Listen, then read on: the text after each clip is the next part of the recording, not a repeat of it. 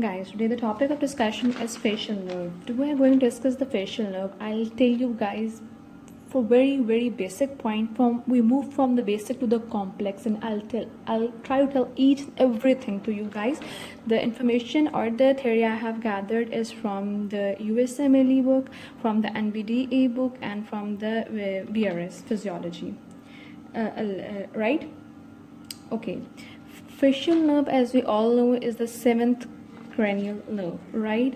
And facial nerve is seventh cranial nerve. It is a mixed nerve. A mixed nerve is that nerve which carry both the sensory fibers and along with that are the motor fibers, right? Okay, facial nerve, it's a seventh cranial nerve. It is mixed nerve, contain motor and sensory both fibers, right? Now comes the motor. The motor innervation is to the muscle of facial expression. Muscle of facial expression. It involves all the muscles that are involved in the expression, right? The orbitals, oris, oculi, procerus, all that kind of muscles, right? It's applied to the muscle of facial expression. It's applied to the stylohyoid muscle, right? Stylohyoid muscle. It's applied to stapedius muscle. Stapedius muscle, right? And also to the posterior belly of digastric. Later on we'll do study how these nerves come and supply to these muscles. Posterior belly of digastric. Till now remember these, only the basics, right? It has a sensory and the motor branch. Motor branch supplied to all these, right? Number one is the motor supply to the facial expressions. These are all including this. It also has a parasympathetic fiber, right? Other is parasympathetic fibers.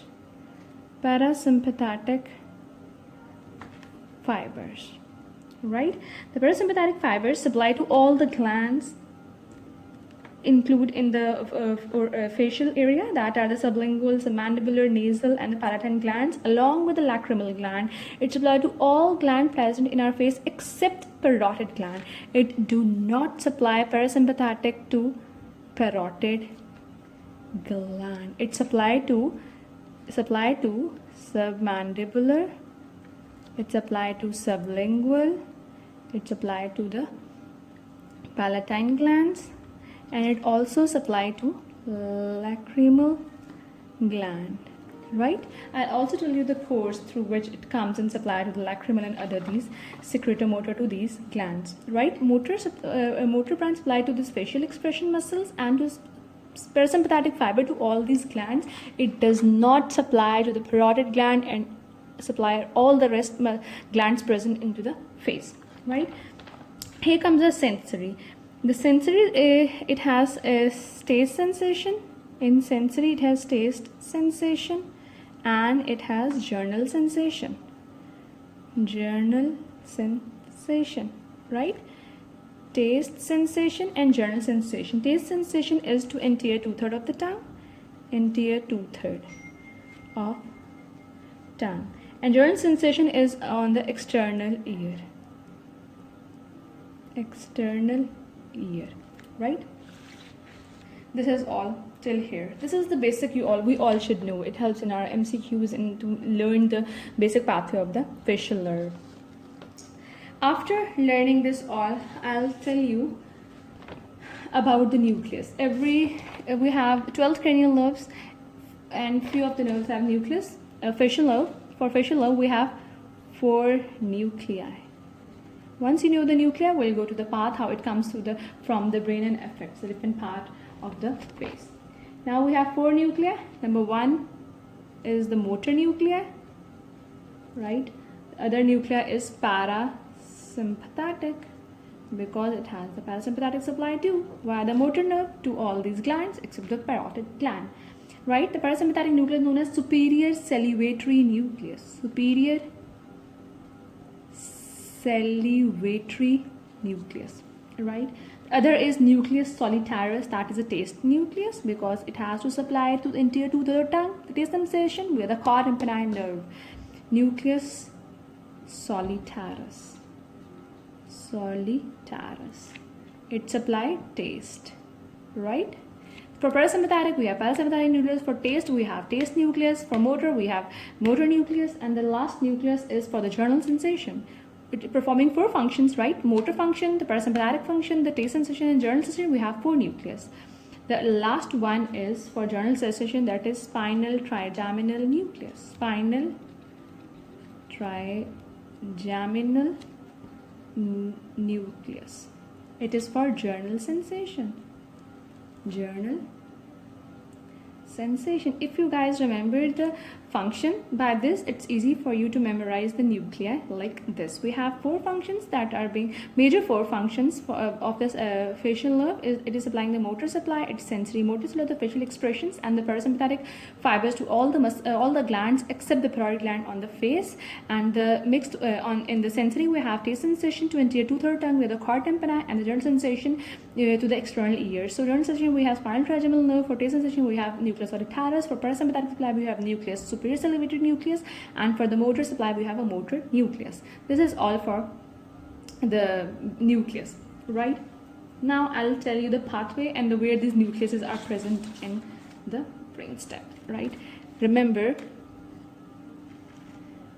I'll make a picture. This is midbrain. This is midbrain. This is pons, and this is medulla, right? This is medulla. Remember, none of the 4 nuclei are present in the midbrain, right? No nuclei of facial nerve is present in midbrain. We have 2 nucleuses present in the pons, 1 and 2. This is the motor nuclei, and this is superior salivatory nucleus, and this is superior salivatory nucleus, right? And 2 of the nuclei are present in the medulla, which these 2 are. This is nucleus solitarius, and spinal trigeminal nucleus, which is for journal sensation. Spinal trigeminal nucleus, right? Okay, we have studied that there are 4 nucleus, 2 in the medulla, 2 in the pons, and no nucleus is present in midbrain, right? Remember this for the facial nerve. 4 nucleuses, no nucleus in the midbrain, right? As also remember this to learn the lesions. If this is the facial nerve nuclei, right? It has 2 parts. The upper part of the facial nerve nuclei, it will receive input from both sides of the brains, right? Left side and right side. This is the nuclei. It receives the 2 parts of one nuclei. It receives information from both left side and from right side, right? Upper part, while the lower part receive information only from the one side, right? So if we have upper motor neuron lesion is always from the cortex. This is the brain, and here the information is coming like this, and this is the brain stem. If there isn't, this is in the brain, right? There is upper motor neuron lesion, right? If there is an upper motor neuron lesion, remember there is a contralateral lower face weakness, right? Why? Because it has to cross now. If there is an upper motor neuron lesion, it will affect if this is right side, if the lesion is on the right side of the brain, it will affect the left side, right? It is contralateral lower face will be affected. If it's lower motor neuron, if this lesion is here, lower motor neuron, it is not in the brain, it is away from the outside the brain. There's a lower motor neuron, it will be ipsilateral paralysis. It will be ipsilateral paralysis, right? If the lesion is in affect the same side, if the lesion is in the upper motor neuron, if it has to cross and then affect. If here, it will affect this side, right? Upper motor neuron, lower neuron lesion. Here, you guys can understand all in detail, right? Now move on to understand the course of the nerve, how nerve is coming and how it is dividing, right? First, facial nerve. we have facial nerve. These are the 4 nuclei of the facial nerve, and we have all studied that it is present in the pons and the medulla. This is the pons, nerve coming from pons, and this is from the medulla. Both the fibers from the pons and medulla come here into the pontomedullary junction. Right from pontomedullary junctions, it moves on to enter the internal acoustic meatus. Right, while entering the internal acoustic meatus, is move on and give to the first branch, that is the lacrimal gland, and the branch is superior greater petrosal nerve.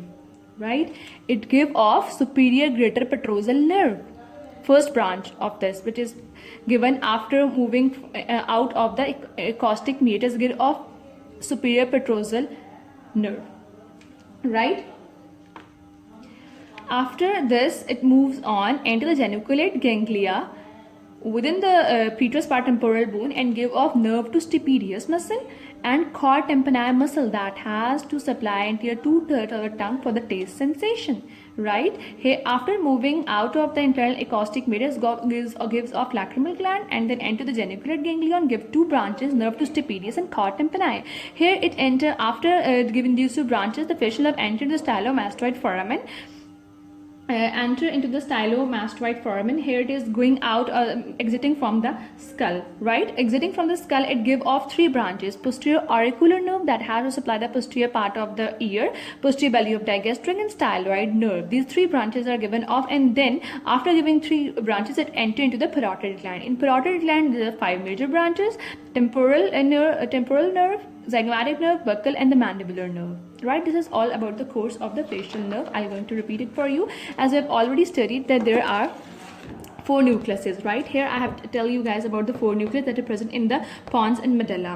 Right, this 4 nucleuses, the nerves, 2 nerves, they from pons and medulla, comes at the pontomedullary junction. It moves into the internal acoustic meatus, and after moving out of the internal acoustic meatus, it gives to the superior greater petrosal nerve to the lacrimal gland, parasympathetic fibers. Right, after giving off this superior greater petrosal nerve, it enters geniculate ganglion group of 2 nerves, that is nerve to stapedius and the cor tympani nerve. After this, it exits from the skull. This is all in the skull, petrospattemporal bone. After a stylomastoid, entering into the stylomastoid form, here it exits the skull. While exiting the skull, one side enter into the parotid and the other give off 3 branches before entering into the parotid, that is the posterior auricular nerve, posterior belly of digastric, and the styloid nerve. Right, and then in the parotid, it give off 5 major branches: temporal, zygomatic, buccal, mandibular, and cervical nerve. Right, this is all for the parotid gland. I'll also tell you about these nerves individually so that you have a very clear view and you won't get confused. Right, now listen, this is the this is the facial nerve. It enter into the internal acoustic meatus. Right, in the internal acoustic meatus, and then comes into the facial canal, and then stylomastoid foramen to exit the skull, stylomastoid foramen. Right, and then into the parotid gland. This is the basic pathway. Right, now in parotid gland, it gives off, into the parotid gland, it gives off 5 branches that are temporal, zygomatic, buccal, marginal mandible, and cervical. Right, it gives in the parotid gland. Right, now after entering the parotid gland, it gives off here from stylomastoid form 3 branches: posterior auricular, right, and the posterior belly of digastric, posterior belly of digastric. Number 1 is this posterior belly, and nerve to styloid nerve, right. Now within the petrous part of temporal bone, it also gives off branches, that is the posterior auricular branch, No, these branches are greater petrosal nerve, nerve to stapedius, and quad tympani. Here it gives lacrimal, greater petrosal nerve, right? The other is nerve to muscle to stapedius muscle, and then to chorda tympani. This is all about the pathway. Very easy part. I have explained you in the easiest way here. Facial nerve, internal caustic hiatus, it give off the 3 branches, then the facial canal is styloid foramen, and then before entering the parotid gland, give off these 3 branches, and then in the parotid gland, give these 5 branches. This is all for the parotid gland. Right? Now, I also have to tell you about the lesions. Thank you. If you like this, please do subscribe my channel and like and comment.